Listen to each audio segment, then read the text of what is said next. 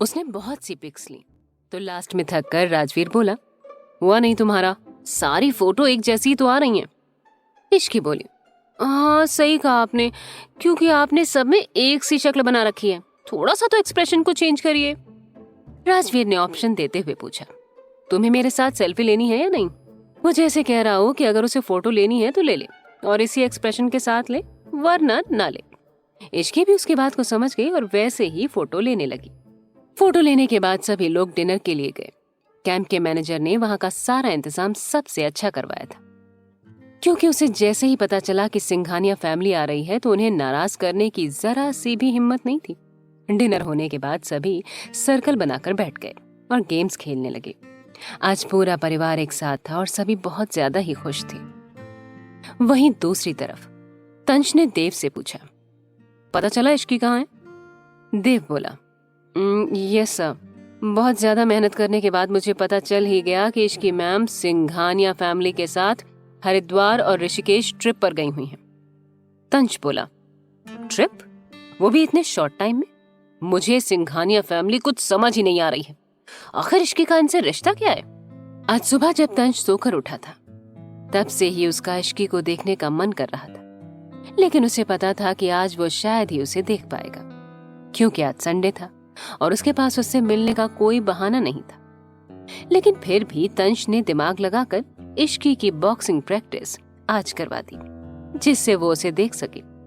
लेकिन तब तक वो हरिद्वार के लिए जा चुकी थी और उसने अपने कोच को भी बोल दिया था कि वो ट्रिप पर जा रही है। जब ये बात तंश को पता चली तो उसे बहुत गुस्सा आया। वो सोच रहा था कि क्यों एक लड़की उसे इतना ज्यादा इफेक्ट कर रही थी कि वो आज उसे बिना देखे रह नहीं पा रहा था। इसलिए उसने देव को इश्की का पता करने को बोल दिया। लेकिन सुबह से रात होने को आई थी, पर अभी तक उन्हें उसके बारे में कुछ भी पता नहीं चला था। मुश्किल से देव को अभी पता चला कि वो कहाँ थी, वो भी इसलिए क्योंकि इश्की ने स्टेटस पर लगाया था।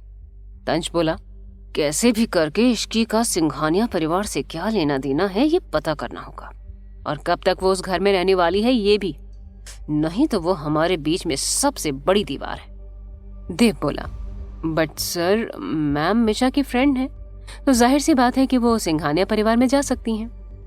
तंश बोला, हाँ लेकिन सिर्फ इश्की ही क्यों? देव बोला, सर मैम की कोई फैमिली नहीं है, तो शायद इसलिए मिशा ने उन्हें अपने साथ रखा हो। और मैंने सुना है कि सिंघानिया परिवार के सभी मेंबर्स बहुत अच्छे हैं, वो लोग सभी को बहुत जल्दी ही अपना लेते हैं और किसी को भी गैर की तरह महसूस नहीं करवाते हैं। तंश ने पूछा, रियली? देव बोला, जी। तंश चिढ़कर बोला, तब तो कपूर फैमिली को कुछ सीखना चाहिए, जो हमेशा अपने स्टेटस और रुतबे का बखान करती रहती है। देव अपने मन में बोला, लो ये फिर से शुरू हो गया, हद होती है।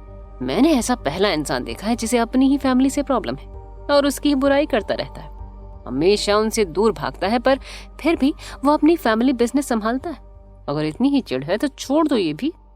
नेक्स्ट डे सभी ने रिवर राफ्टिंग की और बहुत एंजॉय भी किया। इश्की बहुत बार अपनी बोट से गिर रही थी और बार बार राजवीर उसे पकड़कर बोट पर चढ़ा रहा था। उसके बाद फिर सभी लोग घर के लिए निकल गए। आज वर्किंग डे था, लेकिन आज भी सभी की छुट्टी हो गई थी। राजवीर घर पहुंचकर सीधा अपने रूम में गया। इश्की भी उसके पीछे जा रही थी। तभी उसके पास एक मेड आकर बोली, मैम आपके लिए एक गिफ्ट आया है। ये सुनकर इश्की सोच में पड़ गई कि कौन उसे गिफ्ट भेज सकता है। तभी उसे ऑफिस में आया हुआ 99 रोजेस का बुके याद आ गया। इश्की अपने मन में बोली, क्या ये वही है? नहीं, उसे कैसे पता चलेगा कि मैं सिंघानिया हाउस में रहती हूँ? तो फिर ये कौन हो सकता है?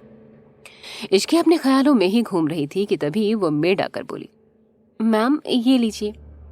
इश्की उस बॉक्स को देखने लगी जो उस मेड के हाथों में था। फिर कुछ सोचकर उसने उसे ले लिया और मिशा के रूम में जाकर उससे बोली, मिशी ये देख, किसी ने मुझे गिफ्ट भेजा है। मिशा बोली, तो खोलकर देख क्या है और किसने भेजा है? इश्की बोली, आई हैव अ डाउट, कहीं ये उसने तो नहीं भेजा ना जिसने ऑफिस में फ्लावर्स भेजे थे? मिशा बोली, तू ज्यादा ही सोच रही है, पहले इसे खोल तो सही। ये सुनकर इश्की ने उस बॉक्स को ओपन किया और देखा तो उसमें एक बॉक्सिंग ग्लव था और साथ ही उसमें एक कार्ड भी था। वो उस कार्ड को उठाकर देखने लगी तो उसमें तंज का नाम लिखा था।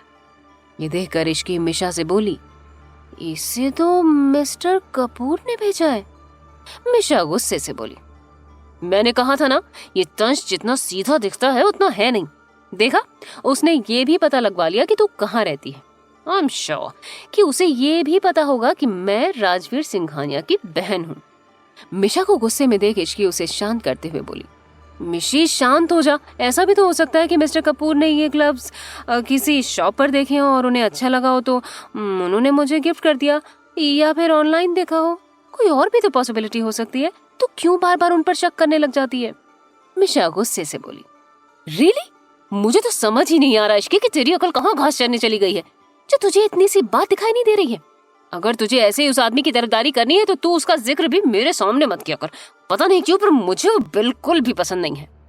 इश्की बोली, अच्छा बाबा ठीक है, तू चिल कर, अब मैं अपने रूम में जा रही हूँ। ये बोल इश्की वहां से चली गई। रूही के रूम में।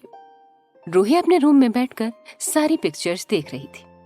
इस वक्त वो अपनी और समर की पिक्स को जूम करके देख रही थी, जिसमें वो काफी करीब थे। उसने तो कभी ये नहीं सोचा था कि वो उसकी लाइफ में ऐसे आ जाएगा और आज उसके लिए इतना ज्यादा इंपॉर्टेंट भी हो जाएगा। समर करीब 10 सालों से राजवीर के साथ था और 5 सालों से उसका असिस्टेंट रहा। वो अक्सर काम के सिलसिले में सिंघानिया हाउस आता जाता रहा, लेकिन कभी भी रूही ने उसे ज्यादा गौर से नहीं देखा था। उस वक्त रूही ने कभी ये नहीं सोचा था कि ये आगे चलकर उसका हस्बैंड बन जाएगा और आज वो इस तरह से उसके लिए फील करेगी। सच में किस्मत कब कहाँ कैसे पलट जाए कुछ कहा नहीं जा सकता। रूही अपने ही ख्यालों में खोई हुई थी। तभी समर रूम में आया। ये देख वो उसके पास गया, तभी उसकी नजर रूही के हाथ में उसके फोन पर गई, जिसमें उन दोनों की पिक्चर्स थी। ये देखकर समर के चेहरे पर स्माइल आ गई और वो उससे बोला, तुम क्या देख रही हो? समर की आवाज सुनकर रूही उसे देखने लगी और होश में आते हुए बोली, तुम कब आए? समर बोला, बस अभी, जब तुम अपने ख्यालों में खोई हुई थी। रूही बिना कुछ छुपाए अपने मन की बात बताते हुए बोली, वो मैं तो बस यही सोच रही थी कि सिचुएशन कैसे बदलती है ना। पहले हम दोनों एक दूसरे को जानते भी नहीं थे और अब हमारा एक दूसरे से इतना गहरा रिश्ता बन गया है। समर हंसते हुए बोला, हाँ तुम सही कह रही हो। तुम्हें पता है, जब सर ने मुझसे कहा था कि मुझे तुमसे शादी करनी है तो मैं जैसे सदमे में ही चला गया था। रूही ने पूछा, ऐसा क्यों भला? समर बोला, क्योंकि मुझे लगता था कि तुम एक बिगड़ी हुई लड़की हो, तो तुम्हारे नखरे मैं कैसे उठा पाऊंगा। तुम एक महलों की राजकुमारी की तरह और मैं एक आम सा लड़का, भला हमारा क्या मेल? रूही ने शॉक्ड होकर पूछा, क्या तुम मेरे बारे में ये सब सोचते थे?